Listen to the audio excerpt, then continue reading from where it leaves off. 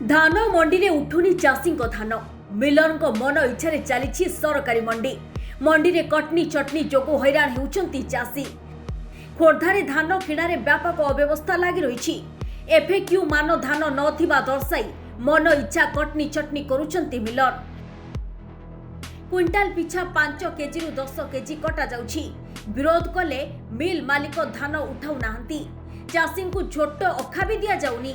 मिल मालिक और सीएसओ को मधुचंद्रिका मंडी चली अभियोग होइछि। लोक केवल कई जन आसछन्ते कलेक्टर को भेटिक आलोचना करके जनईदेबू यहाँ चली जदि ये चलो ताले आगामी दिन गोटे बड़ आंदोलन हम ये आंदोलन हम रास्ता उपरे ऑफिस रे धान भरीदेवे लोक बुझे कि तेणु कथा हो आज आलोचना करी मिनिमम कलेक्टर स्टेप नियंतु पदक्षेप नियंतु से जो मानकर से कटा से प्रमाण देदेवे जे यही आमर 8 केजी 10 केजी 12 केजी 24 केजी पर्यटन काट हो यही कथा को लेकर कि धान काट हेनी एफएक्यू धान जोटा कहते एफएक्यू ना नाटक न चालू मिनिमम जो कथा आम कहूँ काट नहींकि धान उठी जाऊ एवं चाषी तार प्राप्य पाऊ ताहले गोटे सुरुखुरी शांतिपूर्ण भाव में आगु जिनस बढ़ नचेत निश्चित भाव में गोटे बड़ आंदोलन ठिया जाऊँगी जदि एक कथा न हो।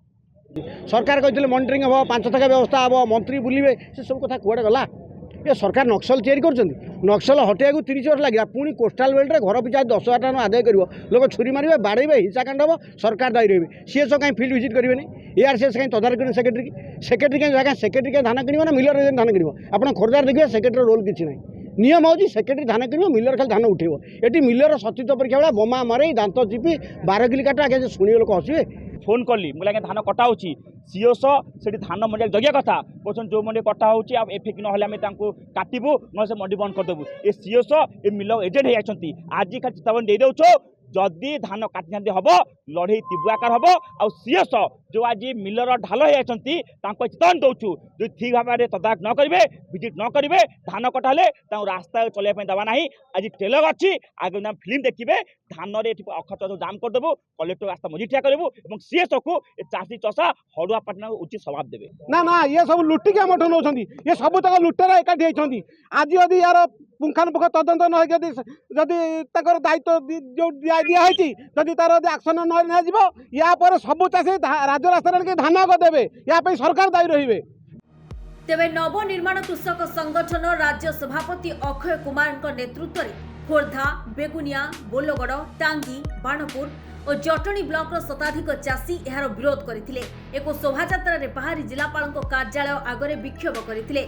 अतिरिक्त जिलापाल प्रताप चंद्र बेउरा घटनास्थल रे पहुंची आलोचना पर विक्षोभ प्रत्याहृत होइतिला।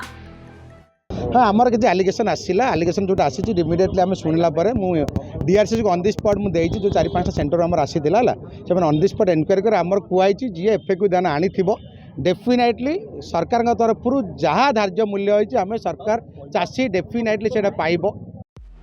खोर्धारू प्रभात पाणिग्राही रिपोर्ट धरती लाइव।